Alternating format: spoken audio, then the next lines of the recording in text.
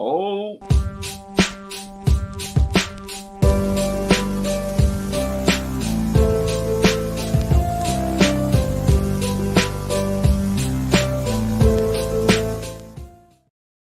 Good morning, everyone, and welcome back to Wake and Take. It's your boy Jason, and we've got some football to talk about today. And today it won't just be your boy yapping. I've got my good friend Matty Kiwoom joining me. We're going to break down some of the bigger stories going on right now. We're going to talk the Vikings. We're going to, as you can see by the title, talk about this Bears wide receiver room. And then we're going to get some of Matty Kiwoom's thoughts from the first week of preseason action. So it's going to be a good one. Go ahead, take out your coffee, sit back, relax, and enjoy the show.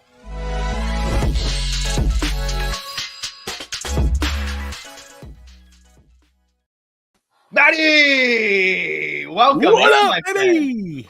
It's good to have me. Thank you for having me on. Very excited to join Wake and Take. You know, it's not Trade Gods, but it does have a feel when you're with your Trade God brethren. Oh, dude, always good. And, you know, we'll have some Trade Gods action in this show. I'm asking you for a buy and sell. I can't have you on with at least doing a little bit of a callback for sure. So stick around for that, you guys. It's going to be awesome. So excited to be able to chop it up with you again. You've left us for South Harmon, but I'm seeing some great stuff going on from you guys over there. We'll definitely talk about that some more, but go follow South Harmon on YouTube, on Twitter. Go find Matty Kiwoom, of course. Yes, sir. Anything else you'd like to say on that before we move on? Yeah, just check us out. You know, South Harmon FF on Twitter, southharmonff.com, South Harmon FF on YouTube. Just check us out. You know, it's very like-minded folks. You know, it's a fun atmosphere, much like PlayerProfiler. So if you like PlayerProfiler, you'll like South Harmon. And guess what? Who doesn't want more fantasy content in their life? So check us out. I need more all the time. Always. So definitely go check them out. I'm sure we'll mention them some more throughout this show. But anyway, Matty, the biggest story, and it pains me to even have to talk about this, but the biggest story right now is JJ McCarthy is out for the season. He underwent a full meniscus repair, and they're just shutting him down. They're going with the Geck bus, Sam Darnold. When you saw this, what was your immediate reaction? My immediate reaction, it stinks because we'll never get that like transition game that's always hyped in fantasy, especially, you know, in our seasonal formats where we're not already all over the rookie quarterback. So there's always that additional excitement when the rookie gets his chance because they're not always rostered in seasonal formats. But if I was a Vikings fan, I don't think I would be all that upset. It felt like the plan was always to have Darnold play as long as he was playing okay. This just kind of takes a lot of the weight off his shoulders. I've seen the term thrown out there for Sam Darnold as this year's Baker Mayfield, and I kind of like that, where he gets the chance to just play without pressure, excel with weapons in a great offense, and get his next payday. But for McCarthy, I think he's gonna be able to recover. And the truth is, you know, the torn meniscus isn't always a season ender. He did completely tear it, but given the circumstance, you know, he was willing to sit out the season. If he had fought, if this was like a vet, I think we see him this season. But it kind of the stars just kind of lined. They want him to be fully healthy. So in terms of fantasy, though, I'm still everything now is more solidified where there isn't that uncertainty period of a transition. So if you were high on Justin Jefferson, you got him. You got Justin Jefferson with Darnold all year. So there is a more certainty that, which is good. If it's going to happen, I know I did see this was the first ever rookie quarterback to be injured for the season before playing an NFL snap in the regular season. So it's early, but timing wise, it's pretty good for us fantasy gamers. We can game plan around it. Yeah, I mean, the timing definitely could have been worse. I mean, imagine this happens in season after he finally takes over the job from Sam Darnold. I mean, that would have been truly, truly heartbreaking. Now what it does is just kind of make us press pause and just have to wait. And, you know, we hate being patient in Dynasty, but that's just the path you have to take here. I'm not selling JJ McCarthy. You will have to pry him from the cold, dead hands. In Dynasty, buy him. In Dynasty, an easy buy. Get him in Dynasty for sure. I will ask you this, though. Do you actually, I mean, I know you said that you feel like he could be this year's Baker Mayfield, maybe Geno Smith, you know, type of just the resurgence on a new team. Do you really think that could be the case here for Sam Darnold? Like, are you going to be buying into him? Yeah, I have an offer pending right now in TGIF to acquire Donald. I'm not going to say what it is because there's no talk here on Wake and Take, but I will say this. I feel like this is top of the market of what I'm offering. I won't go higher. And I do believe when we look through the trade markets, using the trade finder on PlayerProfiler.com and whatnot, we will find that this is probably what he gets traded for. And I'm buying in. I love the offensive scheme. I love the coaching staff. We got a big sigh of relief with Jordan Addison, and we're going to talk about him in a second, but it seems like he'll be okay. So the weapons will be there. And TJ Hawkinson, I mean, we don't forget about him. He was an absolute beast last year. One of the most, he had one of the highest tight end wins over replacement last year. And when he gets back, he's going to be a big deal for this offense as he gets reacclimated. So I like Sam Darnold. I think he can put together a nice little QB2 season. So he's definitely valuable in Superflex. So I'm going to try to guess. Did you offer a second? I may or may not offered a future draft pick. I will not say in what range, but I may or may not have offered a draft pick for the 2025 class. Yes. You should be a politician. That's unfair. Listen, when you watch Tom Brady for 20 years, you learn how to just answer the question without answering the question. I'll say this before we move on from the Sam Darnold talk. I believe he'll be fine. I'm not expecting much of a ceiling from him, but I don't think anyone is. I think the thing that'll be driving me to that point is something we've talked about here on Wake and Take before. But, Kevin O'Connell and Kyle Shanahan, they're buddies. I don't think that this signing of Sam Darnold to Minnesota happens without a phone call. And I'm sure that Shanahan was completely honest with him. We think, at the time it was probably more of a bridge quarterback plan and, only to play a few games, but still, he took some steps forward in San Francisco, similar enough offense. And, with these weapons, with a with a coach that has quarterback experience and a very quarterback friendly system, that's usually conducive to success with all those weapons. We saw last year, Nick Mullins was fine. Jaron Hall games fine in his half. So Bob's went on a Linsanity run in this offense.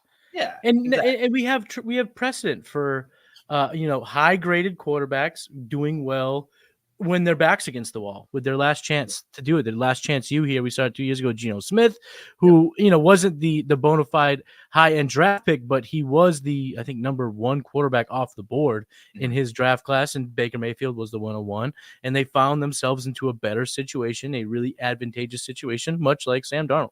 Yeah. I will say this, if we get to week 8 and Sam Darnold is actually slinging it, I'm selling that guy because I think that this will probably be a one season thing because he's not going to be a Viking next year. No matter what, this is a rental, and it's very hard to, with any certainty say that he'll be able to take whatever success he may or may not find this season to the next team. This seems just like a perfect recipe this season. So just keep that in mind when you're getting Sam Darnold.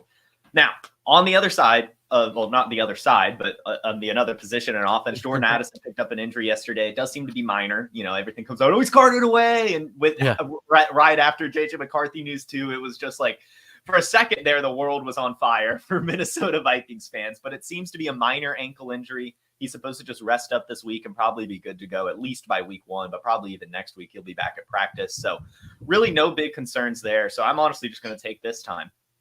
Sam Darnold's quarterback the rest of the year. Things keep happening to Jordan Addison. It's looking like he'll be on the field, but he has the off the field issues. Then he now picks up injury. TJ Hawkinson out. Are we looking at a 40% target share for Justin Jefferson?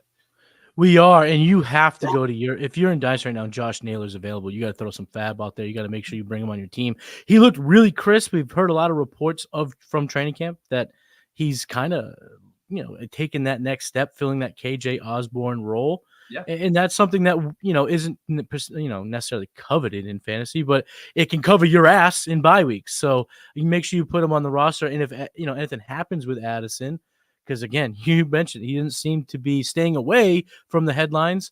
You could potentially have the number 2 pass catcher for the Vikings, a Kevin O'Connell offense that you definitely want. But yeah, Justin Jefferson, he's so good. And a lot of narratives you'll hear, well, he's gonna get double cover now. Bring it. That dude's unstoppable. Unstoppable. That will never turn me away. Oh, Justin Jefferson's gonna get double covered. He could get quadruple covered, and I think he would still get open. It doesn't matter. If he gets 162 targets Do you think he could? He ain't drop that's going to be a monster season. Look at his career so far.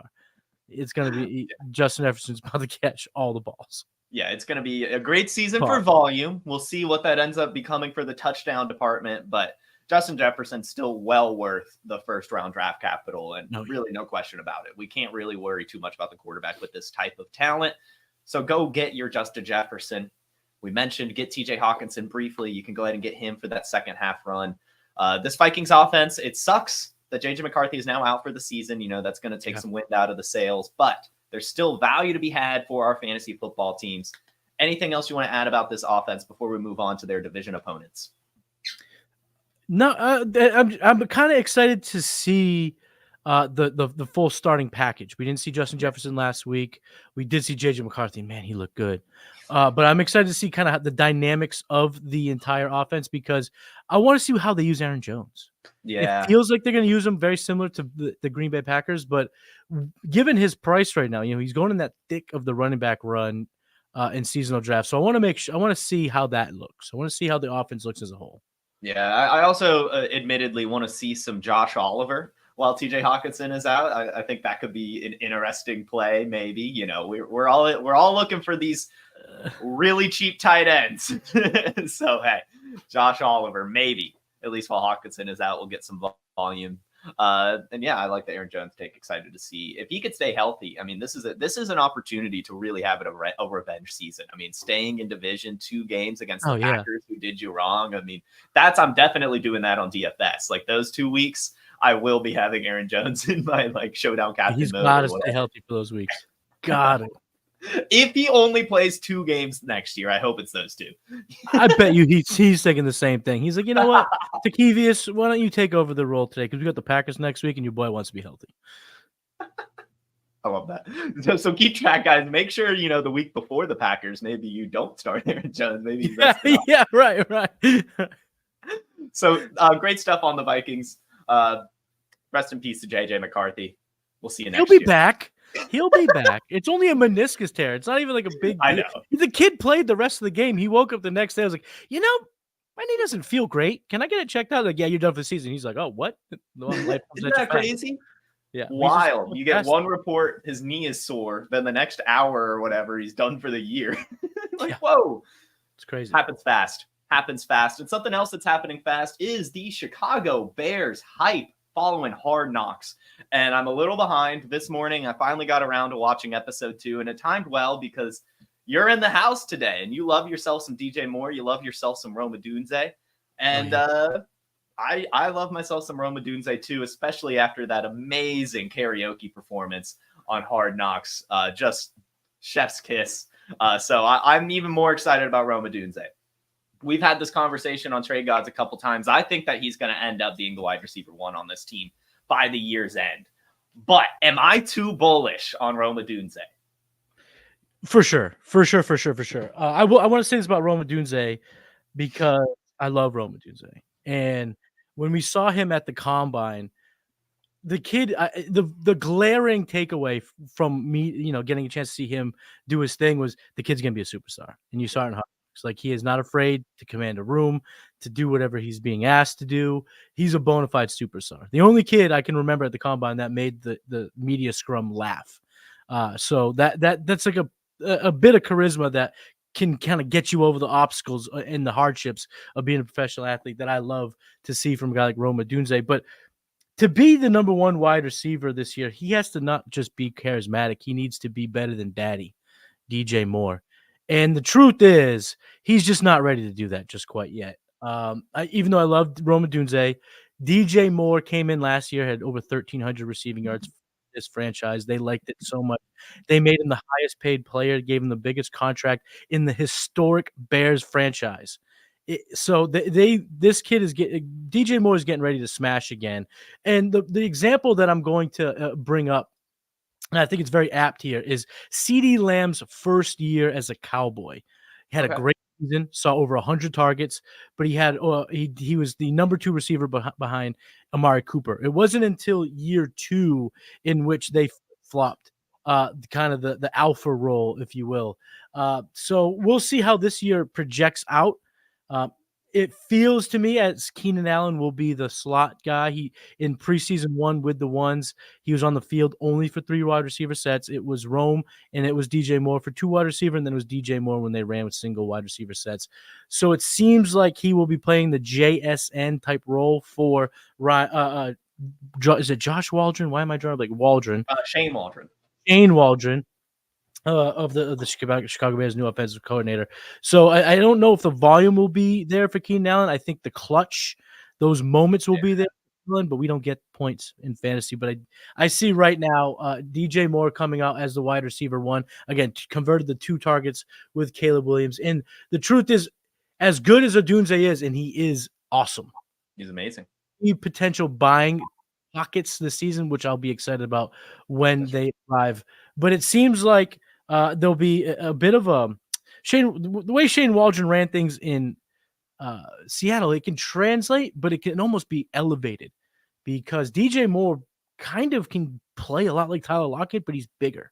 Yeah. And Rome Odunze can certainly play above the rim like DK Metcalf, but he's a way better route runner. Yes. And of course, you have JSN being a rookie and Keenan Allen being a grizzled vet. Like this offense can hum. This offense can support multiple pass catchers. And Caleb Williams, I've seen enough. It's just different with these type of prospects when they can come out and just play with a comfort, a poise, a fluidity like we're seeing from Caleb Williams.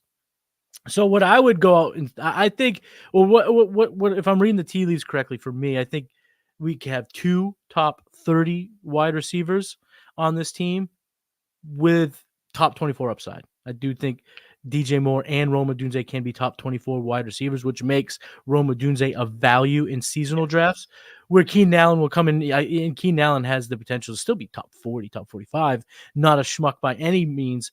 But if you liked Tyler Boyd, you'll like Keenan Allen. If you hated Tyler Boyd, I don't know if you'll like Keenan Allen. That seems to be he's heavier this year. It seems like he is going to be more of a safety blanket. Like I said, he's going to come up clutch. He's going to come up with the big third down plays. But as of right now, I see the hierarchy as Moore, Odunze, and Allen. But it's going to be fun. And Caleb Williams at the helm is going to be different for Bears fans, something that, our guy Seth Dewald, who's been a Bears fan forever, has never seen. It's just different with a guy like Caleb. So in terms of what the price is for all of them, I'm more excited about paying the DJ Moore and Rome Odunze price over the Keenan Allen. Yeah, I'm with you there. I just checked. I have 26% Rome Odunze on underdog right now. I just keep pressing that button because top 10 draft capital on a team that's going to be passing the ball a lot. And I had already been thinking all offseason Keenan Allen would be the JSN replacement, not Rome Odunze. Now to see it actually come to fruition, I'm sure that we will see those ADPs officially flip. Mm-hmm. But I mean, all offseason, Rome Odunze has been a massive, massive steal. And I love the CD Lamb, Amari Cooper comparison. I honestly, I think you're right. When you said that, I was like, okay, DJ Moore can have this year. He can't. But Rome Odunze, I do think, is the long-term option here in Chicago. But that doesn't mean anything wrong for DJ Moore. I mean, like, this could easily be an A.J. Brown, Devontae Smith situation, right? Where it's just like 2 absolute studs catching the ball all the time. I'll go on and say it's better. It's better than in all aspects. And this is going to piss off a lot of people from Philadelphia. But guess what? I'm from Boston, so I love pissing off people from Philadelphia. Caleb will be better than Jalen. Rome will be better than Devontae. And I've said it last year. I'll say it again. DJ Moore is better than A.J. Brown. He hasn't been as productive, but he hasn't had a quarterback like Jalen. He's got a quarterback this year. 1,500 receiving yards for DJ Moore is not off the table. No, I mean, he just 69 with Justin Fields is kind of crazy as what we've learned what Justin Fields is.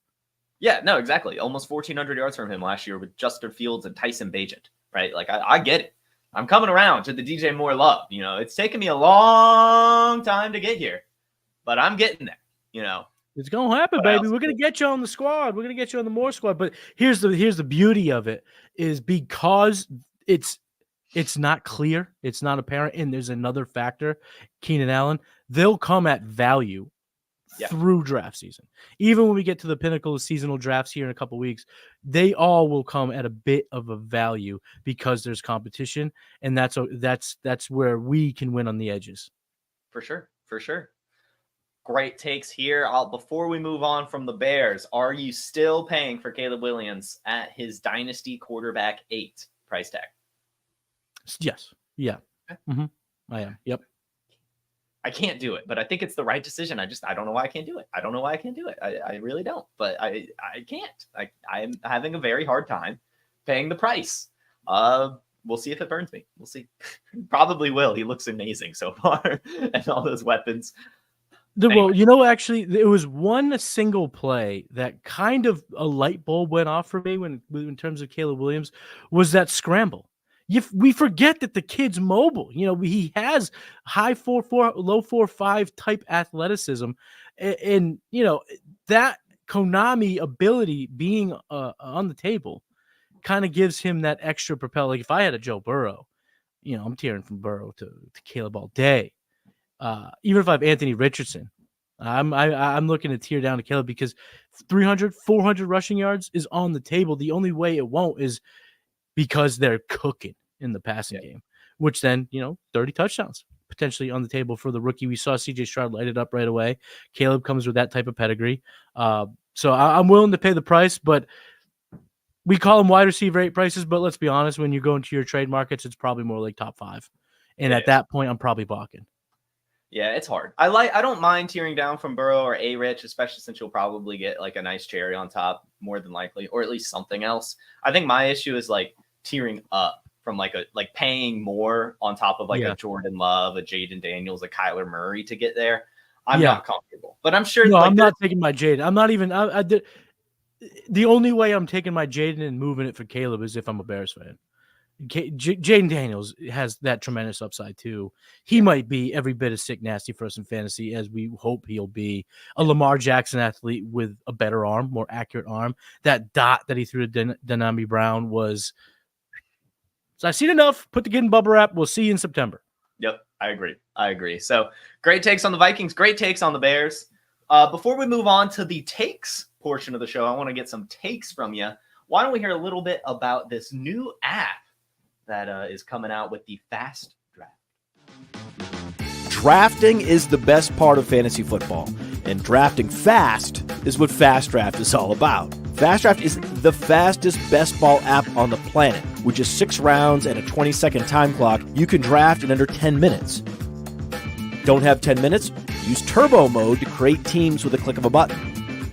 We love volume players, and volume players love Fast Draft because we make it exponentially easier to max enter 150 lineups, and if a tournament you love does fill, don't worry, we'll roll out another one the next day. Fast Draft tracks player ownership in real time, so you can always see your exposure at a glance in the draft room, and there's no position restrictions. And the best part of that is you never have to draft a tight end. With only 60 players drafted, there are 2 key ways to get unique. You draft players well above or below ADP, or shake up your boosters. The boosters let you set 4 players with point multipliers up to 2x, so you can improve your chances of being unique by putting premiums on later round picks. Okay, that's what Fast Draft's all about. Now start your engines.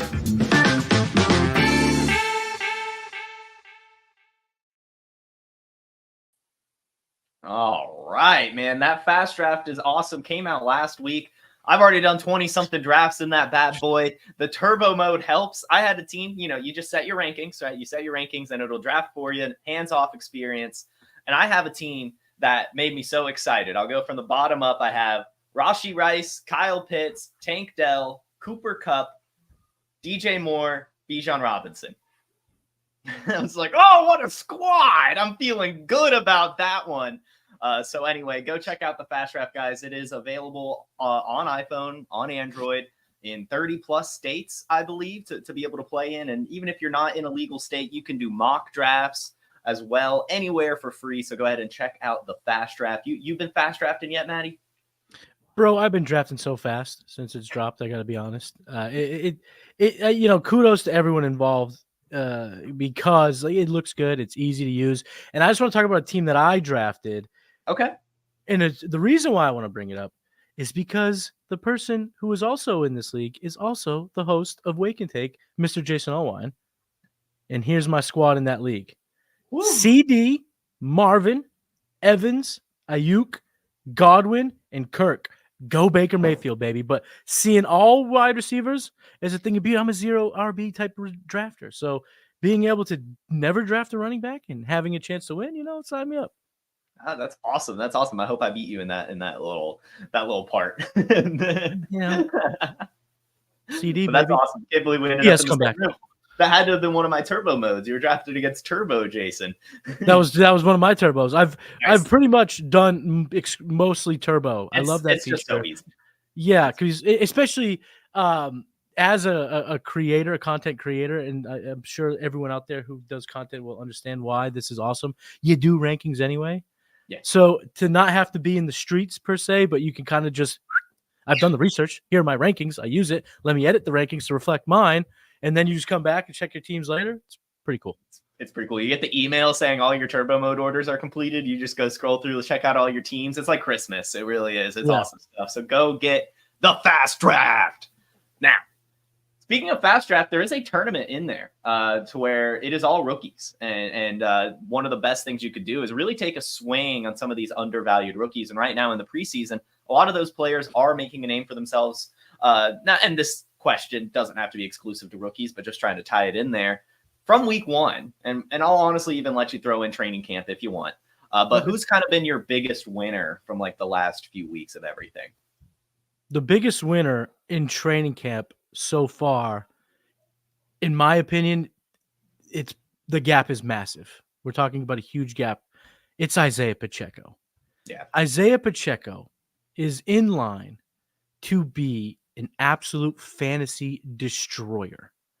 We saw last year, he averaged 15.3 fantasy points per game. He was 14th. He had 44 receptions, but he was constantly sharing that role with a veteran like Jared McKinnon or CEH or whoever. This year, they did not bring back McKinnon. They did not draft a running back that is going to supplant the pass-catching role. This is the year we see Isaiah Pacheco go over a rack rushing, catch 50, 55, 60 balls, and have double-digit touchdowns. He is poised to smash. And then right away, Pat Mahomes plays 6 snaps in week 1. He's on the field for all 6, including third downs. Had a couple of nice runs, had an 11-yard reception. Yep. The path is there for Isaiah Pacheco to be an absolute smash value, and you're getting him right now at the end of the 3rd round. Imagine double tapping high-end wide receivers, and then you get this running back here in round 3. He's that guy that can bring a lot of fantasy trophies out there to the universe as long as he stays healthy. But we don't need to put that out there in the universe. We know that rule. That goes for every player. We don't have to keep saying it. We don't have to keep saying it, Jason. Don't keep saying it. We don't have to say anything. Honestly, yeah, that should just be unspoken. Why do we have to unspoken? We don't. We all say it way too much, and it's like, yeah, no shit. Of course, it's football. It's football. And you're constantly reminded of it. It's like you smell, you can see it. You're watching the price. You've seen the shorts and t-shirts. You've seen the guys out there. Football season's back, and then it's an injury. Like, oh yeah, this is also part of it. So let's throw it out there. You don't have, obviously we want them healthy. If we could come together as a society and as a planet and shut off injuries for professional sports, we all would. We don't need that kind of drama. Although Tom Brady did come from an injury, so maybe we start that rule in 2002, and we're happy. Yeah, we got to let Tom Brady happen. Yeah, it already happened. This universe has happened. I love the Isaiah Pacheco call though, because I think. We're hearing all these rumblings, and this will kind of answer Scott Hudson's question here in the chat. So many different running backs are getting opportunities in Kansas City. It is clear that Isaiah Pacheco is the RB1 by a massive margin here. And they're just trying to figure out who the hell the next man up is. Is it Carson Steele? Is it Deneric Prince? Is it Clyde Edwards-Hilarious? Is it Kadarius Toney? Is it the rugby player, LRZ? Like, LRZ, baby. That speaks volumes to A, how they feel about the running back room, but then also B, how they feel about Isaiah Pacheco as a whole. So I really do love this take. I mean, his receptions went up 13 to 44 in year 2, and I think it could keep going from there. He was actually 2nd amongst running backs in catch rate last year.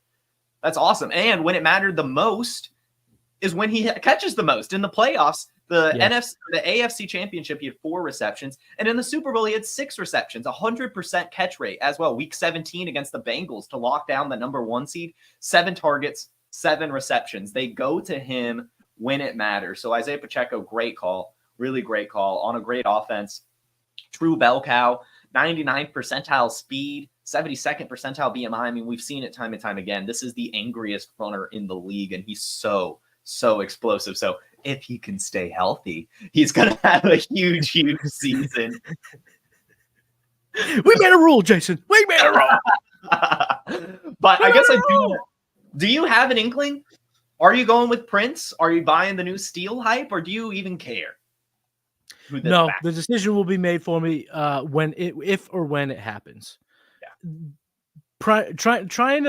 Wasting a roster spot trying to predict the future on such a hard thing to predict.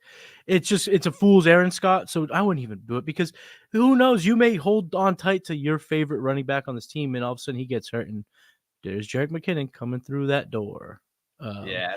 This is a winning team, and sometimes we have to, as fantasy players, we have to appreciate kind of the football side of things. This is a winning team, and winners for winning teams kind of get preference, and we're seeing that with Pacheco, and we'll see that with a Jerick McKinnon potentially. So I'm not taking a handcuff on Pacheco.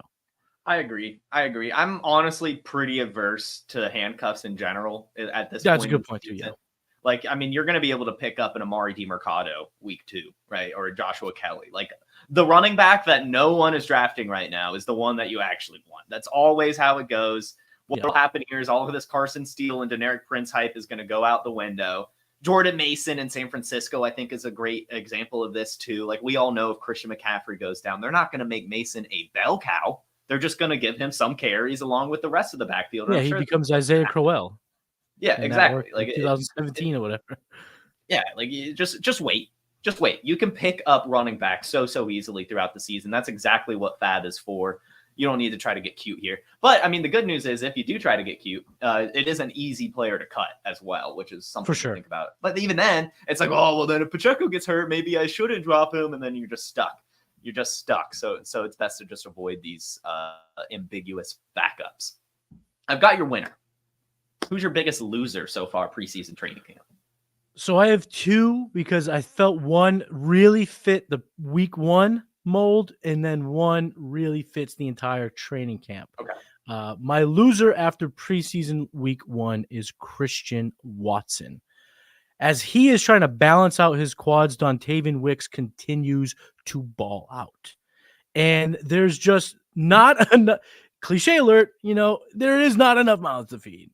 Jordan Love can throw all over the field, but with Jaden Reed being the number 1, Romeo Doubs continues to get so much hype, so much so that even Cody has come around on Romeo. So that's telling you something. He was the anti-Doubs for so long. And now with Dontavian Wicks emerging, and of course you still can't. You have to talk about Luke Musgrave. You have to talk about Josh Jacobs. It feels to me like after watching that big play from Wicks, it's like, ooh, Christian Watson could be the wind sprints guy on this roster. He could be the 2 deep targets in a jet sweep guy, as Jaden Reed's crushing and Dontavian Wicks is doing well. So for me, a guy, and I love Christian Watson. Yeah, Christian Watson is a big he was a big time prospect in terms of my evaluation process last year. I loved what I saw, or when he came out 2 years ago, but he was a clear loser for me in week 1. And the training camp loser is Drake May. Things up here in New England, folks, are bad. Yeah. Real bad. And I'm not calling him a bust. I just can't. It's too early. I will say this. As long as Gerard Mayo and Alex Van Pelt are the primary coaches for the offense and the team of the New England Patriots, I will be selling and avoiding Drake May at all costs. They're too far over their heads here, and I said this since they hired him. Alex Van Pelt was a lame duck offensive coordinator. Brings a West Coast offense that works when you have weapons like Brock Purdy and George Kittle and Deebo Samuel and Christian McCaffrey. That's not what the Patriots have. That's not the quarterback that they drafted. And the more and more I see it play out here in New England, I've been to 2 practices. It feels as if this regime is going to fail. It's going to fail horrifically. They're already waving the white flag, trading Matthew Judon. I know the return's great, but listen, trading away your really best good. player it's always a loser mentality. If you're in the New England Patriots, you're part of the history that was the greatest dynasty of all sports, and you see your front office essentially saying, "Yeah, we're not going to win." It's demoralizing. And you know, me and you, we talk vibes all the time. Vibes are real. You can't quantify them, but vibes are real. And the first joint practice with the Eagles on Tuesday was when we went DEFCON 1 up here. Yeah. DEFCON 1's the worst, right? It goes the opposite of what you think. It's the lowest is the highest, I believe. That I actually don't know. I'll look it up. I think 5 is like the first step. Yeah. DEFCON 1 is red. Yes, DEFCON. So we officially went DEFCON 1 when the Eagles came up here and had their way with the Patriots. Drake May in his final 6 dropbacks was sacked 6 times. And what we're seeing now is a systemic issue with New England Patriots. They were great when they had the greatest head coach and quarterback, and certainly the greatest combination of the two in the history of professional sports. And now we're on year 5 of the rookie contract hypothesis, which is you can stack your team when you have a rookie deal, a la Brock Purdy, a la the Eagles with Jalen Hurts before they paid him. And we're in year 5. And the New England Patriots do not have an alpha wide receiver. They don't have a left tackle. They don't even have a right tackle. They have probably the worst offensive line in football. Their best player is a running back that they drafted in the 3rd round. They're the worst team in the NFL. They're going to lose almost all of their games this season. And I feel bad because a lot of my friends are asking me, what do you think the win total? I think it was 4.5. And I'm like, over that. I think they can get 6 wins. But in these past few weeks, seeing the training camp unveil, seeing some of my biases being confirmed in terms of Alex Van Pelt and their ability to be a productive offense, this team's going to suck. It's going to suck. And, of course, Jacoby Brissett is going to have to land on that grenade for hopefully all year so Drake May doesn't have to. But as long as these two guys are running the show in Foxborough, I'm not buying into any of their quarterbacks. But I'll say this, I am buying into Ramondre and Antonio Gibson because they're going to have 0 time to throw. There's going to be 200 catches between the two of them. It's going to be ugly. Yeah, I mean, well, I'll say this. I mean, if they continue to start off slow and maybe Jacoby Brissett just continues to play and there's just nothing about Drake May, it might be a buy low opportunity, potentially. But from what I'm kind of reading, it seems that offensive line, to your point, is the whole reason Drake May is struggling. I think I saw it was like 4 out of the 6 dropbacks he had in 2 days ago practice. He was sacked. They were sacked 14 times collectively in the combination drills with the Eagles, whether it be 7-on-7 or not 7-on-7. There's no rush 11-on-11. Those team drills, they were sacked 14 times between the two quarterbacks. And I see Harry Snowman in the chat. Who's worse? Give me a worse offensive line. Give me a worse. Well, I will say this. The Eagles do have the best defensive line. So it's a little they do right. But the Patriots do not, and the Patriots are still routinely getting at Drake May and Jacoby Brissett in terms of their inner squad games. Without Barmore, without Judon, the defense looked good.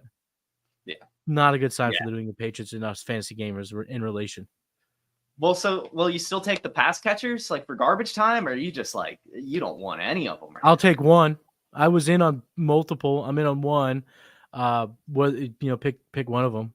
There's going to be targets to go around. There's going to be receptions. So in PPR, Pop Douglas or Jalen Polk, and I do like Jalen Polk. I'm now afraid though the limits of which he can get to are severely hurt by what this offense is going to look like this year. Yeah.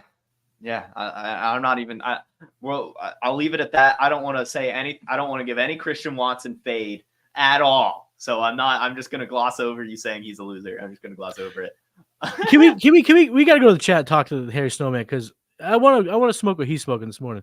The Chargers having Joe Alt and Rashawn Slater. The Patriots couldn't combine 3 of their players into a Megatron offensive lineman that could compare to either of those guys. The Giants at least have the Thomas on the outside. Patriots don't have anyone. They have Michael Nwanu, who's a $20 million offensive lineman who's playing interior. Yeah. Their offensive line is so bad. It's horrible. Yeah, it's not great. And I mean, you're right. They're hanging up the towel. Donald says, Jason, you got Judon pointing to my Falcons basis. I am not happy about the return or what they gave up. A third-round draft pick seems very high for a 32-year-old pass rusher coming off an ACL tear. He is a dog, though. I think he'll play well. I mean, obviously, if they make the playoffs, it's a win. But, I mean, I'm very surprised that was the price. I mean, like, you see franchise quarterbacks like Justin Fields going for sixths. Yeah. I had to throw that in there. Right. At that position, it's just, the impact he's going to make. I will say, this is sidebar, but this is what we do when you and I get together. I've kind of come around after seeing what I'm seeing in New England. I've come around a little bit on the Atlanta Falcons approach, where it's like, you know what? We're just going to throw all the resources at the most important position as opposed to walking a tightrope. So I'm coming around on it, but I will say this. Had they went like Byron Murphy, Dallas Turner with 8, getting Judon would have made that defense like nasty. But then they don't have Penix. Then they don't have Penix back there tossing it on the sideline. In this, right, on the sideline. But in terms of an NFL team build, I'm coming around the approach to say, screw it, let's throw all our resources at quarterback and see what happens when the dust settles. Because now the Patriots are tightrope, walking the tightrope between 2 skyscrapers, and it's looking like they're about to fall. Yeah, it looks like they're literally might have to go with Joe Milton if he keeps slinging it, and that's just painful. That's just painful. That's another thing about bad team building with the Patriots. He is the worst quarterback to draft with your high. He's always going to be bigger in the room. He's going to have a better arm in the room. There was nothing positive about taking Joe Milton because we all know Joe Milton's not going to become Anthony Richardson. No, he's not good in games. He's a practice quarterback. Yeah. Right. You're a Michigan guy. You know what it is. I follow college. I saw Tennessee. It is funny, though, that he happened to go to like the one region of this country where no one gives a shit about college sports. So they have no idea what his shortcomings are. So they really believe that we just got Cam Newton in the 6th round. But we didn't. The Patriots did not. I'm excited to see how that plays out. I mean, I still think it'll be Drake May. I don't really have any belief in Joe Milton, but it is fun. It is fun. And I guess speaking of, before we move on from the preseason, we've got a game tonight. The Patriots are playing tonight, actually, against those Eagles. And then, of course, games over the weekend for preseason. Who's a player that we need to keep an eye on? For me, it's Jackson Smith-Njigba going into his 2nd year. He played in the preseason 1 week when Tyler Lockett and DK Metcalf did not. Of course, 2nd-year guys need more reps than the other vets, so I'm not concerned. But he did run 12 of his 14 snaps in the slot. So it looks like JSN will play slot exclusively for the Seattle Seahawks. But here's the thing. I need to see how it looks with Geno on the field, with DK or Tyler Lockett, or hopefully all 3 on the field. Because Ryan Grubb is an offensive coordinator that can utilize 3 wide receivers. We saw 3 of them taken in the first 3 rounds of the NFL draft: Jalen McMillan, Jalen Polk, and, of course, Rome Odunze. Yeah. But when you look at the statistics, it was a clear 2 guys. Polk and Odunze, hogged a bunch of the targets. Where McMillan had to split. He did miss some time, so there's some kind of gray area there. But I need to see what it looks like for Jackson Smith-Njigba because he's not really discounted yet. And he could be like a sub-double-digit performer on a points-per-game basis, a.k.a. a roster clogger, especially for us seasonal guys. But in Dynasty and stuff, now it's getting to be that put-up-or-shut-up time where, well, if you're a fan of the prospect, you might get him at a discount. And if you're iffy about him, you better sell now because it could be a cliff. We'll see. But that's why I think he's the player that I'm definitely watching very closely the rest of the preseason to see, is Grubb going to utilize the 3 wide receiver sets, or is Jackson Smith just going to be on the sideline more than we'd like to see? I'm hoping for those 3 wide receiver sets. I'm sort of attacking the Seahawks offense. I don't feel great about it. I love my Kenneth Walker take. I'm totally over the moon with all my Kenneth Walker shares. But I am scared with all the pass catchers: DK Metcalf, Jackson Smith-Njigba, Tyler Lockett, even Geno Smith. I feel like an uncomfortableness when I look at those players on my roster, and I can't quite explain it other than that. I want to see it first, like you said. So, yeah, keep your eye on Jackson Smith-Njigba and enjoy the rest of the preseason. Matty Kiwoom, we've got a Trade Gods reunion going on. Give us a buy, give us a sell, and then a hot take. My sell right now, I'm going to start with the sell, is Chris Olave. I am very, very nervous about the competency of this New Orleans Saints offense going into this year. And he's always been a perception over performance guy. Not saying he's been bad. He's been very good as an NFL player, back-to-back 1,000-yard receiving seasons. He's been a top 25 performer on a points-per-game basis.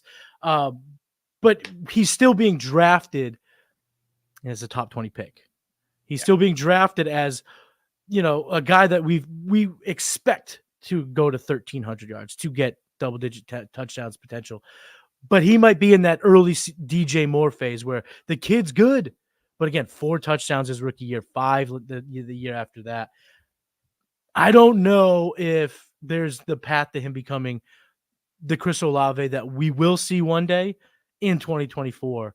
But the price is still at that level of a bona fide top 15 guy, and he hasn't achieved that yet. And I think we could see potentially his worst season yet if there's an injury to Derek Carr. So for me, I'm selling Chris Olave because he's still in that range where you're getting a pretty decent return.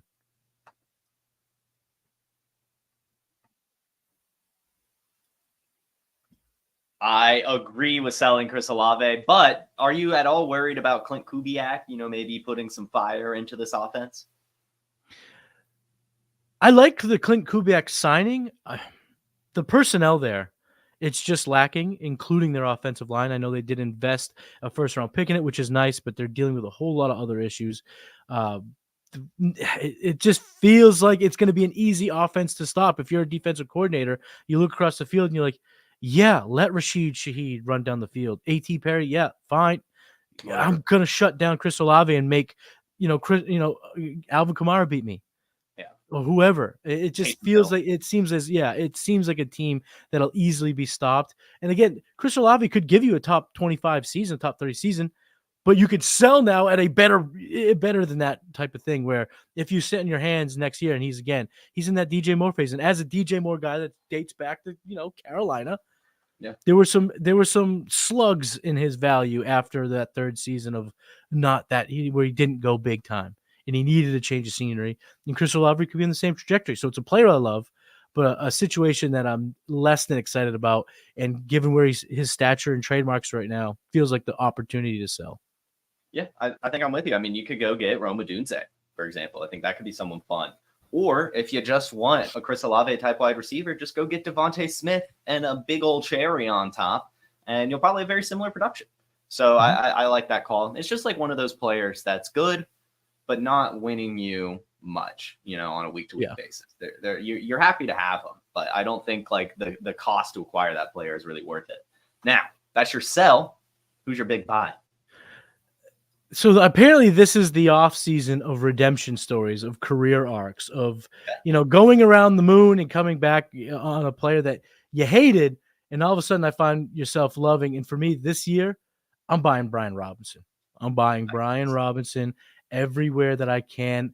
The fantasy world, I believe truly will be pleasantly surprised with the type of season that he could put forth in 2024. Last year, he was a top 17 player in wins above replacement. He posted a 1.32.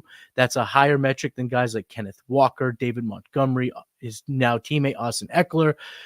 So in this year, he has Eckler on the team, but we saw how good of a runner he is in the week 1 of the preseason. And the reports coming from training camp just type in Brian Robinson, look through Twitter. You're going to see Brian Robinson, touchdown catch. Brian Robinson makes a nice grab down the field. The evolution in his pass catching game, it seems to be there. We saw from rookie year to his next year, he went from 9 receptions to 36. And we just talked about what that meant for a guy like Isaiah Pacheco. That could absolutely be the key to unlocking Brian Robinson. Again, top 22 running back on a points per game basis. Last year, he's being drafted outside of the top 100.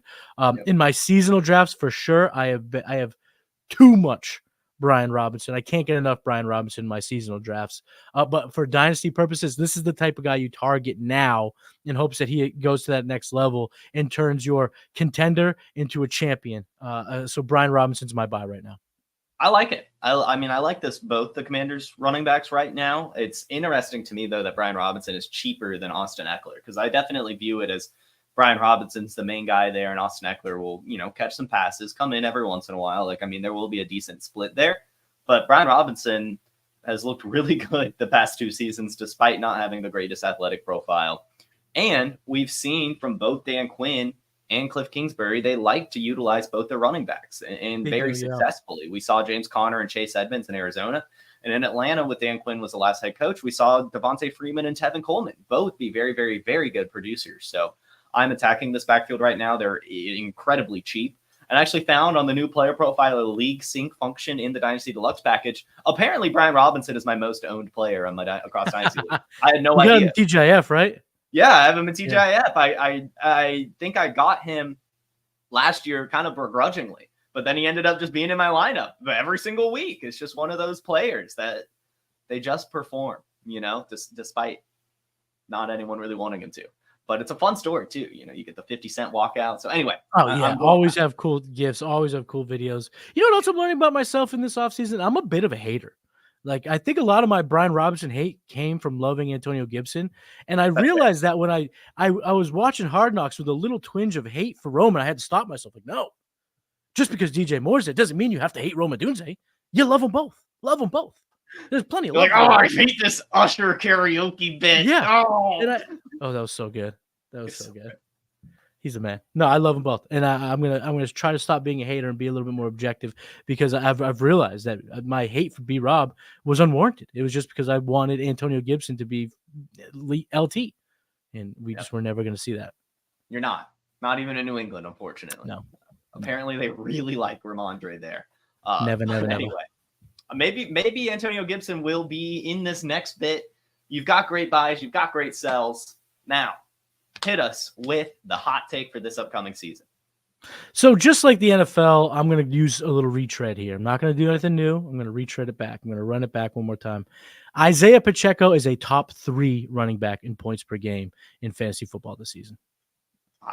We've already had the Isaiah Pacheco discussion. I love it. That's a very fun take. Look for Isaiah Pacheco to go crazy this year, everyone. Matty, thank you so much for joining me as always. Why don't you go ahead and tell the people where they can find you? Well, you can find me on the old X app at Matty Kiwoom, and then SouthHarmonFF.com. Get the Warp tool, get your draft ready over there at South Harmon FF, and head over to South Harmon FF YouTube channel and get all of our shows there. Check it out.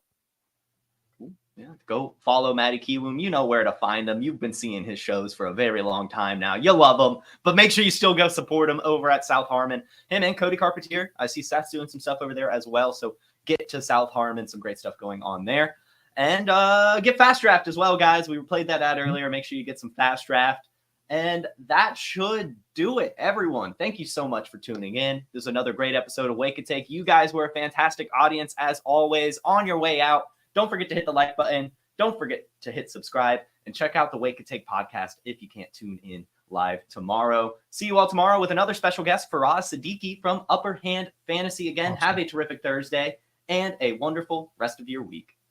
Peace. From the Podfather to you, I deeply appreciate you tuning in. And many ask, what can I do? What can I do to help support the hosts, the research they do, the production costs? Go to PlayerProfiler.com, Dynasty Deluxe, World Famous Draft Kit, Rankings, DFS Dominator, and of course, Data Analysis. Subscribe to any one of those, and you support all of us and take Player Profiler to the moon.